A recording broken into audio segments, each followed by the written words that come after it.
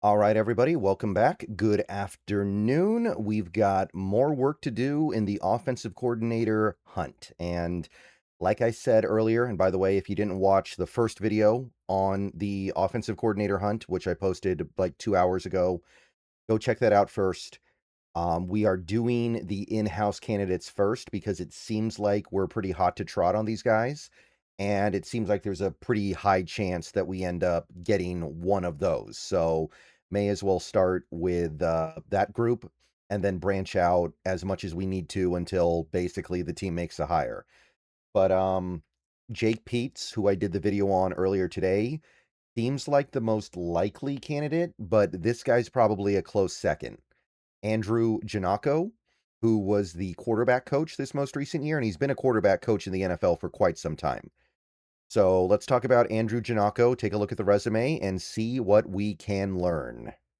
All right, guys, hold up because my friends at Sleeper are introducing some new features, and I want to tell you guys about them before we go any further. Sleeper is launching Team Picks, a new prediction market product.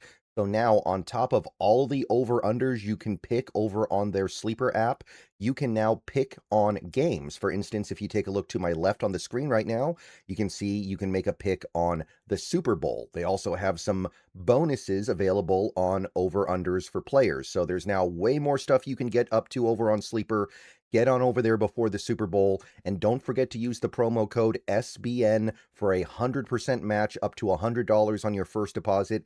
And don't forget to utilize the free $20 entry that you get just for making an account. So the Super Bowl is almost here. Make sure you get on Sleeper and have some fun with sports.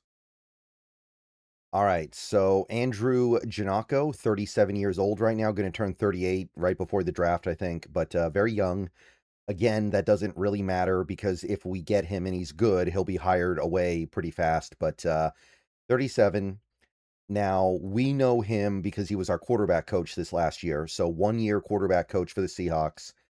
The quarterback we had was, of course, Sam Darnold. And I don't think I need to tell you guys how good or how bad Sam Darnold was in 2025. We know 4,000 yards, 25 touchdowns, led a high scoring offense, but turned it over a lot. And then in the postseason, he was clean. Maybe not quite as explosive at times, but he did not turn it over once. So not the best quarterback in the league, but it was a very successful season. 67.7 completion percentage is a career high for Darnold, by the way. So that would be something as Andrew Janocko that you're proud of on your resume, for sure.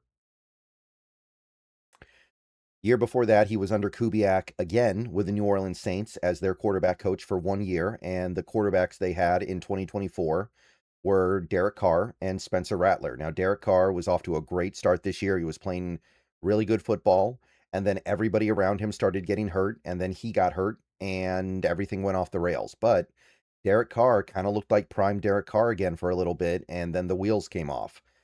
2,150 yards, 15 touchdowns, 5 picks, 67.7 completion. And then without Derek Carr out there, they turned to Spencer Rattler, who, I mean, he was overwhelmed. He was out of his element. It was a little early for him to be playing. 1,317 yards, 4 touchdowns, 5 picks, 57% completion. So can't really hold it against Janocko because Spencer Rattler was a 5th-round rookie, but not very good. And the 2 years before that, if you peel it back to 2022, 2023, he was the quarterback coach on the Chicago Bears. Now, the Bears during this time had Justin Fields as their primary quarterback. They did give a couple starts to, I think his name is Tyson Bagent or Bagant, but Justin Fields was the primary starter. And 2023, Fields almost 2,600 yards, 16 touchdowns, 9 picks, very low completion percentage, 61.4. Did have 650 rushing yards and 4 touchdowns, so not particularly stand out, but okay. And then the year before that, 2022, Fields, 2,200 yards passing, 17 touchdowns, 11 picks, 60.4, so very low completion percentage. And he did add 1,150 rushing yards, 8 touchdowns. So he was a dual threat, but as a quarterback, he never really advanced. And he ended up being a failure in Chicago. And he went to the Steelers the next year when Janocko left. And honestly, I think in Pittsburgh probably looked a little bit better than he did in Chicago overall. And then he went to the Jets and looked terrible again. So not great. I don't think Fields is good. I don't think there's any saving Justin Fields. I think he's a bad quarterback. I think he's not really salvageable, but not successful here. Before then, he spent over half a decade with the Minnesota Vikings. He occupied different roles every year for the Minnesota Vikings for 5 years, pretty much. And you can see all the different hats he got to wear here. So let's go ahead and work backwards, starting with 2021. 2021 was the first year or the most recent year he was there. And he was, of course, as he is now, quarterback coach. So 2021, the Vikings quarterback was Kirk Cousins. One of his best years. 4,200 yards, 33 touchdowns, 7 picks, 66.3 completion. Really good. Now, Kirk Cousins has had a lot of years that are not radically different than this. I mean, Kirk Cousins in his prime put up numbers like this pretty consistently. So it's not like Cousins did way better in 2021 than he did in other years. But I do think that it's a decent reflection on Janocko that he was the quarterback coach here. So good work. The year before that, 2020, the COVID year, he had the moniker of wide receiver coach. And this was pretty impressive. This is a nice feather in the cap. 2020, Justin Jefferson's rookie year. One of the best rookie years for a receiver ever. 1,400 yards, 88 catches, one of the best. About as good as it gets. And he also had Adam Thielen, veteran, 74 catches, 925 yards. Wait a minute. Hold on one second. Okay, I just wanted to make sure that wasn't a typo. He did actually have 14 touchdowns in 2020. So really good 1-2 punch at receiver. Chad Bebe was the number 3 receiver there. He didn't do much. But Jefferson and Thielen was one of the best receiver tandems of that era. And before 2020, he was the assistant offensive line coach, 2019. The offensive line in 2019 for the Vikings was adequate. Pro Football Focus ranked them as the 19th best offensive line in football for 2019. And their standout players were their tackles, Riley Reif, left tackle, and Brian O'Neill, who was their right tackle. Those were the two guys who were particularly good. Now, the year before that, he was the co-offensive line coach for the Vikings.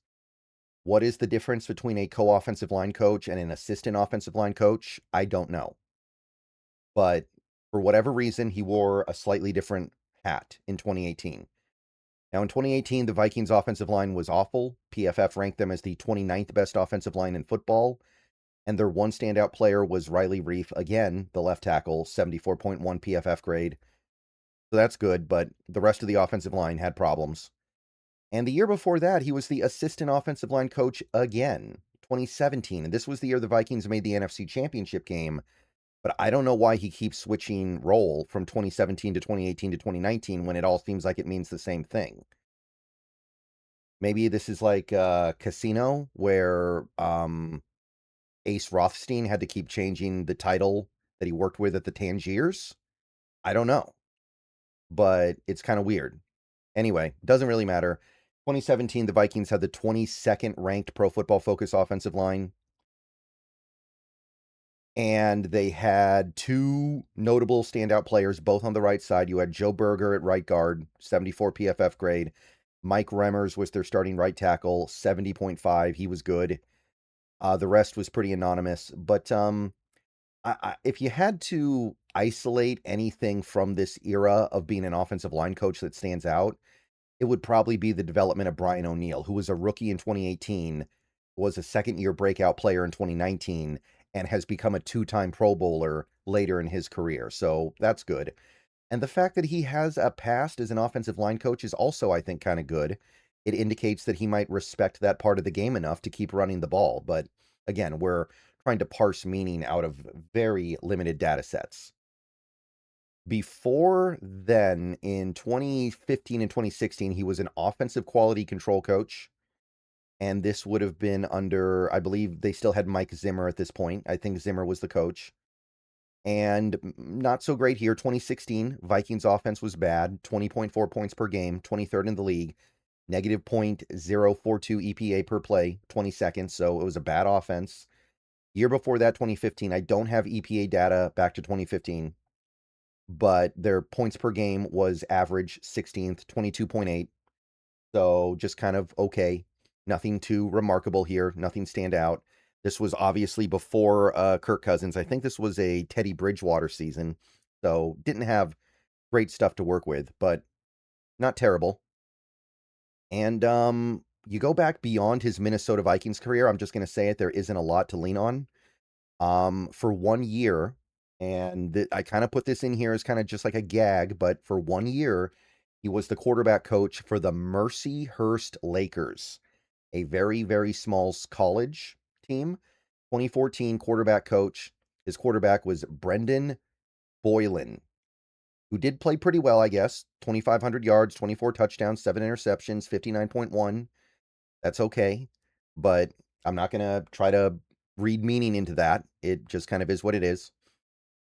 And before that, he was the Tampa Bay Buccaneers offensive quality control coach for 2 seasons under Greg Schiano, 2012, 2013. So 2013, the Buccaneers were terrible, one of the worst teams in the league, 18 points per game, 30th. Everybody got fired. It was a disaster. I think Mike Glennon was their quarterback.